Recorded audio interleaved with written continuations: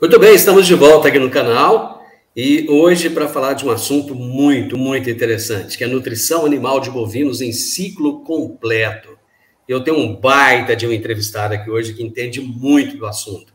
O meu entrevistado é Tiago Simas, que é zootecnista. E nós vamos falar então, conforme eu já antecipei para vocês, sobre nutrição animal de bovinos em ciclo completo. Tiago Simas, que prazer ter você aqui. Muito obrigado por aceitar o meu convite. Divino, boa tarde. Eu que agradeço aí, espero atender as expectativas. Rapaz, não tenha dúvida que você vai atender. Com o conhecimento que você tem, vai ser marmelada isso aqui. E eu tenho certeza que muitas pessoas vão se interessar por esse assunto, que é um assunto do momento, né? Nós temos ouvido falar, cara, da dificuldade que está aí para o pecuarista com pastos ruins, o custo de produção. Acho que a gente poderia até começar batendo papo, falando um pouco sobre isso, sobre essas dificuldades, né? E ainda tem a questão dos chineses que pararam de comprar, e parece que tem muita gente com gado em confinamento aí, começando a perder dinheiro. Vamos fazer uma introdução por aí, depois a gente entra nessa nutrição? Vamos sim. Então, Divino, a gente tem observado aí realmente que o mercado muito volátil, né? Esse ano aí com bastante surpresa, nesse momento aí final de entrega de animais já prontos de confinamento, né? E o clima esse ano deu uma judiada do pecuarista, né? O preço de insumos, o dólar em patamares bem elevados, né? Isso tudo fez com que onerasse ainda mais a produção, né, pecuária. Então, a gente sempre fala aí que o produtor ele tem que estar preparado, ele tem que fazer o planejamento, né? Porque mesmo fazendo tudo isso, ele ainda muitas vezes é pego de surpresa, né? Tiago, mas o momento, ele é de preocupação? Então, a gente está ainda nessa fase aí de a China libera, não libera novamente, né, as exportações da carne. Então, realmente ainda é sim um momento de muita cautela, né, por parte aí do pecuarista. Então, ele tem que estar realmente com a conta na ponta da caneta aí para não fazer bobeira, né? Caso a China demore a liberar, o que vai acontecer? E assim, o mercado interno, ele é um mercado muito forte, né?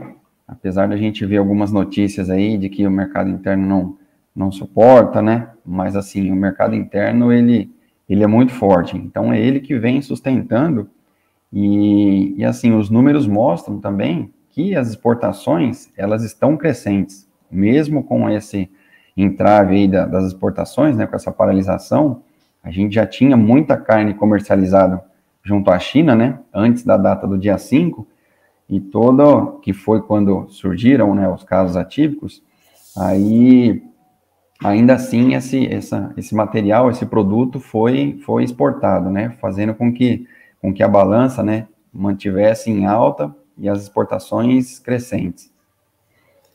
Essa paralisação da China e essa demora na retomada, você acha que isso pode ser uma estratégia para que o preço venha a cair? Ah, sem dúvida, né? Isso aí aconteceu em 2019, na mesma época, com as mesmas alegações, vamos falar assim, né? Então, sem dúvida, é uma maneira de tentar derrubar preço. Haja visto que a carne brasileira é uma carne muito competitiva, né? A gente tem aí a Argentina, que é grande exportador, a Austrália, se eu não me engano, o segundo maior exportador de carne bovina do mundo, né? E uma das carnes mais caras. Então, eles querem, de toda forma, derrubar preço e a bola da vez é o Brasil, né?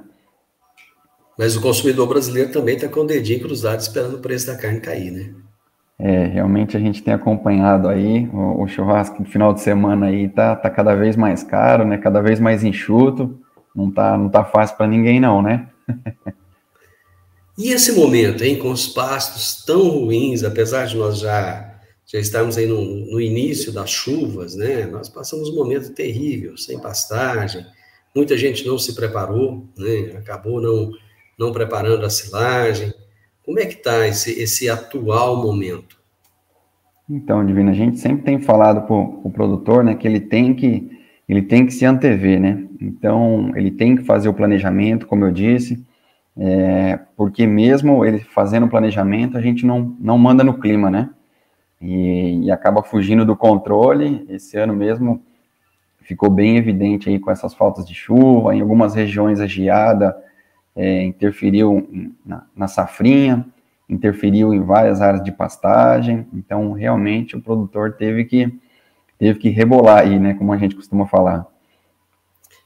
Mas acaba que nesse rebolar, ele tem um aumento de custo, né, de qualquer forma.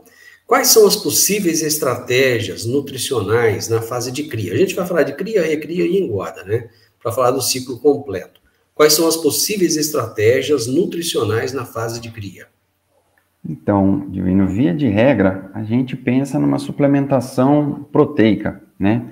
Pessoal, há muitos anos aí, a gente ainda encontra em algumas fazendas, pode até parecer brincadeira, mas a suplementação apenas com sal branco, né?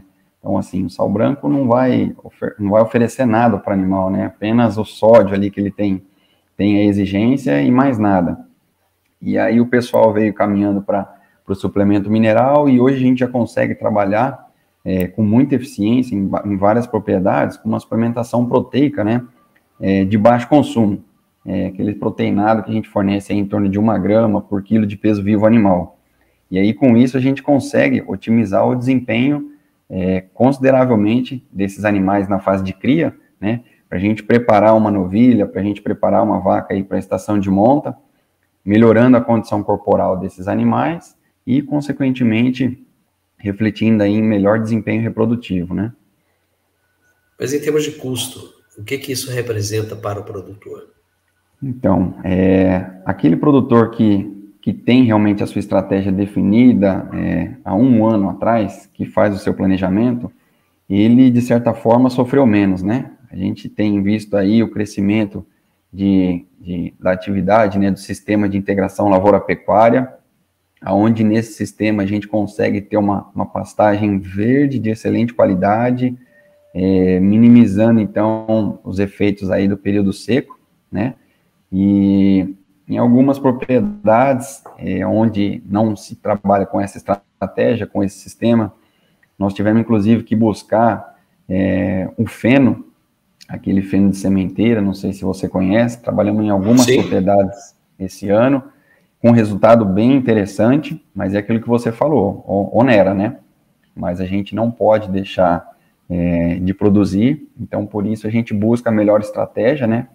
Com a melhor relação custo-benefício aí para esse período, para esses animais de cria. Aliás, até pouco tempo atrás não se via, não era tão comum ver feno no Brasil. A gente via muito feno em filme, né? Quando você assistia filme americano, você via feno. Mas no Brasil não era comum. E agora está bem na moda, digamos assim, né?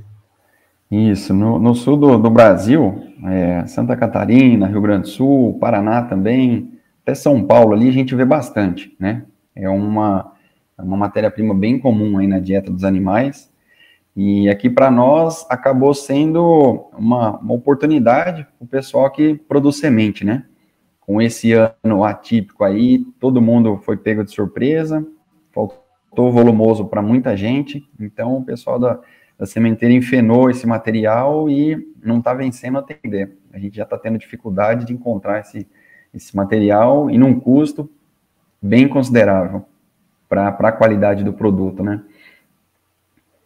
Ô, Thiago, o que você leva em consideração na hora de definir a suplementação? Então, Divino, o primeiro passo assim, é fazer um diagnóstico realmente, né, da propriedade, levando em consideração aí, principalmente a qualidade e a disponibilidade, né, e a oferta de volumoso, que é a base da nutrição, a condição corporal dos animais, então, para ver se a gente precisa fazer uma suplementação mais adensada, né, ou menos adensada, para a gente poder fechar, né, e aí, assim, oferecer aquela suplementação que vai melhor atender o produtor, tentando sempre, o que eu sempre falo para o produtor, né, eu sempre, quando eu vou fazer uma indicação, eu faço como se fosse para mim, como se o dinheiro fosse meu, né, porque não adianta nada a gente colocar um produto muito caro, muito tecnificado, acho que assim, a gente tem que saber indicar o produto correto para o produtor ter o resultado, né, para a conta fechar no azul. Qual é a importância da pastagem para os animais, Thiago? Então, Divino, a pastagem é o prato principal, vamos falar assim, do bovino, né? Então, ele no habitat natural dele, ele viveria apenas da pastagem. Então, assim, a gente sempre preconiza dentro das fazendas, né, de você ter uma pastagem de qualidade, né, bem manejada, uma pastagem adubada, com controle de pragas eficiente, porque a pastagem, assim, ela é perene, né? Então, a gente sempre fala assim, que se você cuidar bem do seu pasto, ele não vai acabar nunca. E muitas vezes o produtor, a gente chega na fazenda e fala, não, daqui quantos anos eu vou ter que reformar isso aqui? Não, calma, o pasto ele é perene, se a gente cuidar certinho dele, manejo de pastagem certinho, ele não acaba assim como vocês estão pensando, né? Então, a maneira da gente economizar na questão da nutrição é ter uma pastagem de qualidade, porque se a gente não tem o pasto.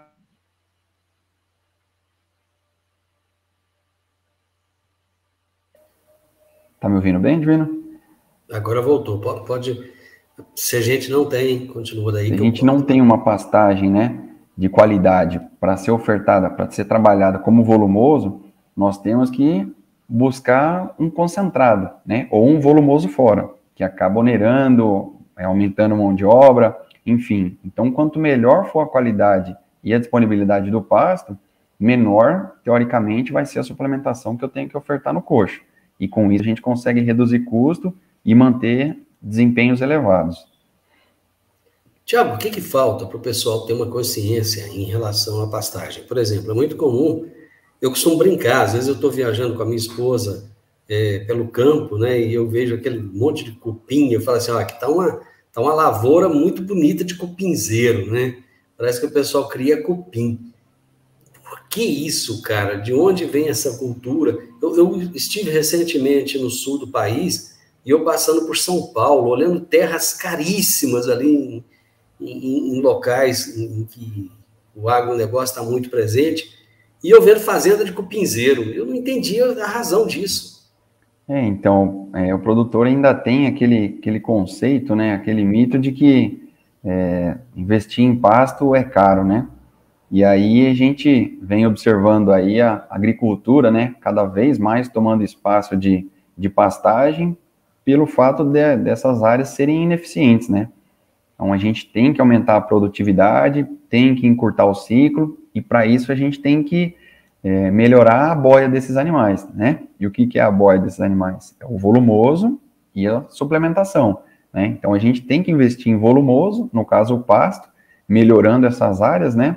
Para que a gente não deixe a desejar quando comparado com as lavouras, né? Com a agricultura, e para que essas áreas não venham tomando essas propriedades aí, tornando elas de pecuária para agricultura, né?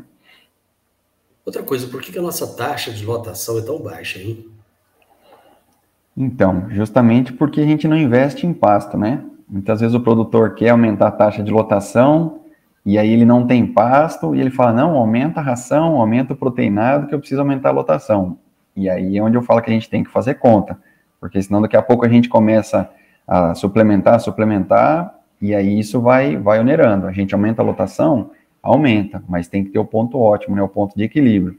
Então, sem investimento em pastagem, infelizmente, a gente não consegue trabalhar lotações mais eficientes, né? E aí a gente fica com aquela média nacional de em torno de 1 UA por hectare, que é realmente uma taxa muito baixa, né? Essas taxas aí fora, quando a gente fala, vamos pegar país aqui perto, aqui no Uruguai, aqui na Argentina, como é que elas estão? Na verdade, assim, a gente não precisa nem ir muito fora, não, Edwin. Assim, o próprio pecuarista brasileiro tem tomado consciência, né? A gente já tem visto isso em várias propriedades, pessoal investindo, como eu disse, né? Integração lavoura-pecuária, próprio confinamento. Então, a gente consegue aumentar a lotação dentro das fazendas nesse sentido. E hoje tem várias propriedades já no Brasil com essa consciência, trabalhando lotações aí de 5, de 7, e se a gente pensar de 5, 7 UA anual, né, é uma taxa muito boa, né? mas tem espaço para mais, tem espaço para crescer. Bom, é um assunto que eu já ia tocar lá na frente, mas deixa eu, antes de entrar aqui na Recria, deixa eu já falar um pouquinho da integração. Principalmente aqui na nossa região. Parece que a integração lavoura-pecuária ainda é uma coisa que está assim, meio que embrionária, né? Isso, assim, a gente vê com bons olhos, né? Principalmente na nossa região, que é uma região muito forte em agricultura, e o agricultor tem essa consciência de que ele tem que ser eficiente, que ele tem que melhorar a produtividade, que ele tem que investir em tecnologia, né? E quando ele faz conta, a integração, ela tem se mostrado muito eficiente, né? Por vários motivos. Ela melhora aí a qualidade do solo, ela deixa mais matéria orgânica para a cultura posterior, no caso para a soja, né? Ela retém mais umidade no solo, ela diminui a invasão, né, de pragas. Então, assim, eu vejo com bons olhos e quem está trabalhando esse sistema tem ficado muito satisfeito. E todos esses benefícios, né, aumentam a produção de soja, aumentam a produtividade da soja. E, querendo ou não, a gente sai desse risco do clima, principalmente quando atrasa o plantio de soja, que automaticamente atrasaria o plantio do milho. Então, a integração se mostra ainda mais eficiente nesse sentido, né? É verdade, é fato ou é mito que o animal colocado lá na lavoura, ele vai fazer o pisoteio e vai fazer compactação do solo? Então, realmente o animal, ele faz o pisoteio, né? Então, tudo que a gente coloca de peso, vamos falar assim, em cima da terra, como maquinário, né, trator, caminhão, o animal, tudo isso causa a compactação do solo, né? Mas essas braquiárias que a gente tem utilizado, elas têm sido vastamente estudadas aí também com esse intuito do sistema radicular promover uma melhor condição de solo, uma melhor aeração, né, e amenizar essa questão da compactação. Bom, vamos falar um pouquinho de recria. Quais são as possíveis estratégias para os animais em recria?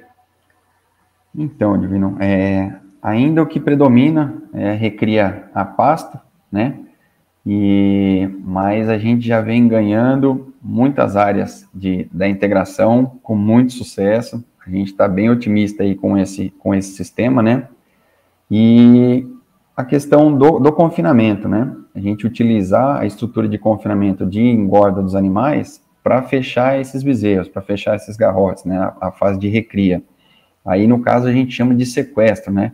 Onde a gente vai fechar esses animais nessa estrutura convencional de confinamento, mas o intuito não é acelerar, não é engordar esses animais, mas sim colocar um ganho médio aí satisfatório, que pode girar em torno aí de 500 gramas até uns 800 gramas, um pouquinho mais, dependendo da genética do animal, para que ele não comece a depositar gordura, né, mas sim defina a sua estrutura óssea, sua estrutura muscular, para dar condição futura de fazer uma carcaça bem feita, né. Então, tem crescido bastante também, principalmente num ano como esse, onde o pasto vai demorar mais a sair por conta da seca severa e da geada. A gente tem visto bastante pecuarista trabalhando no sistema de sequestro em confinamento, né? Então, por isso a importância do planejamento lá atrás, para a gente ter um volumoso e nessas situações aí estratégicas a gente fazer esse sistema. A estratégia para o macho é igual à estratégia para a fêmea ou é diferente? Então, vai depender da aptidão, vamos falar assim, do macho e da fêmea, né? O macho, via de regra, a gente leva ele para engorda, né? Agora, no caso das fêmeas, as fêmeas a gente pode ter alguns destinos diferentes. Então, a gente pode tentar acelerar ela para fazer as precocinhas, que também vem ganhando bastante holoforte aí nos últimos tempos, né? O pessoal antecipar a primeira cobertura, né? A estação reprodutiva dessas fêmeas. E tem as fêmeas que, no caso, para reposição, né, de matrizes, e tem as fêmeas que vão ser destinadas para engorda. Então, essas fêmeas destinadas para engorda, elas acabam seguindo a mesma estratégia ou estratégias similares às dos machos. Quais são essas possíveis estratégias para os animais em terminação? Então, Divino, quando a gente chega na fase de terminação, né, esses animais, eles podem se encontrar em períodos distintos do ano, né? Então, se for no período das águas, a gente consegue, o que mais acontece, né, da gente terminar esses animais em semi-confinamento, que a gente fala, que é fornecer a ração para esses animais em sistema de pastejo, né? Hoje, com esse crescimento aí da integração lavoura-pecuária, a gente tem essa possibilidade também de, mesmo no período seco, trabalhar o semi-confinamento, né? Ou até mesmo a TIP, né? Que também é uma estratégia que vem ganhando bastante destaque, que é a terminação intensiva a pasto. Então, nessas áreas de integração lavoura-pecuária, nós vamos ter pasto com a mesma qualidade ou semelhante aos pastos das águas, né? Então, a gente pode terminar esses animais a pasto fornecendo o concentrado. E o confinamento, né, que é a estratégia também muito utilizada, né, vem ganhando destaque também em período das águas. A gente tem que ter algumas cautelas, né, fazer alguns ajustes para confinar nas águas, mas também vem ganhando muito destaque. E o que predomina realmente, então, é essa terminação aí em confinamento, né, onde nós fornecemos toda a dieta, né, que o animal precisa, o volumoso e os ingredientes concentrados, para os animais que ficam fechados, né, numa estrutura fechada, sem acesso ao pasto. Que cautelas são essas que devem ser tomadas no período das águas? Então, com a chegada das chuvas, né, a tendência aí é que a gente tenha a formação de barro, né, de lama no fundo dos currais, próximo aos coxos, próximo aos bebedouros. Então, a gente sempre fala para o produtor ter esse capricho na hora de fazer essa estrutura, de fazer a compactação correta para minimizar a formação de lama, né? Porque isso interfere no desempenho dos animais, né? E aí a gente precisa, então, muitas vezes diminuir a lotação dessas áreas de confinamento, né? Onde no período da seca, geralmente a gente trabalha com 12 metros de curral por cabeça. No período das águas, a gente chega a dobrar, né, essa metragem por animal, para dar um conforto maior, para ver se diminui a formação de lama, e atenção com o fornecimento dos tratos, né? Ainda a maioria dos confinamentos não tem coxo coberto, então a gente tem que estar atento aí com relação, principalmente, às dietas aí com ureia, para não haver acúmulo de água, né? E, de repente, passar menos trato, menos alimento em cada trato, né? Fornecer mais tratos por dia, para que esse alimento não estrague, molhe menos no coxo. Acho que a preocupação com o coxo também é importante, não é, Tiago? O espaço que você tem para cada animal, a quantidade de coxos por animais também importa, né? Isso, a estrutura de confinamento como um todo, né? Ela tem que ser bem dimensionada, porque tanto no período das águas quanto no período da seca, a gente tem que ter um espaçamento que permita que o animal chegue no coxo. Geralmente os animais não chegam todos de uma vez, né? Quando a gente vai no confinamento para fazer o nosso trabalho, né? É nítido assim, passa o trato, uma parte dos animais vão estar no coxo, uma parte vai estar na água, outra parte vai estar ociosa, outra parte vai estar deitada ruminando, mas a gente sempre preconiza aí uns 50 centímetros, quanto mais melhor. E se a gente for trabalhar numa estrutura que tenha menos área de coxo, a gente aumenta o número de trato para permitir que todos os animais tenham acesso, né, à dieta e dessa forma diminua a competição. Bom, você já falou da importância da cobertura no coxo e a questão da água, né? De uma água de qualidade para o gado, é importante também, né? Isso, a água é um nutriente importantíssimo, né? É fundamental para a vida, né? Não só dos animais, como das plantas. Então, assim, a gente sempre bate muito na tecla, né? De que os bebedouros têm que serem lavados, pelo menos dia sim, dia não. A gente gosta que seja lavado diariamente, né? Porque se o animal não ingerir água, ele não come, ele não vai ingerir a dieta. E aí, com isso, o ganho de peso dele para, né? Fica estagnado. Tiago, muito obrigado. Eu tenho certeza que você trouxe informações aqui de extrema qualidade. Aquilo que você disse lá no início, espero que eu possa agregar, pode ter certeza que você agregou muito, e eu fico muito honrado de ter te entrevistado. Muito obrigado. Joia, que bom. Eu que agradeço o espaço aí, e não só eu, como todo o corpo técnico da Comigo, fica à disposição aí para o pecuarista tirar dúvida, quiser sentar, fazer conta, planejamento, estratégias nutricionais, a gente fica 100% à disposição.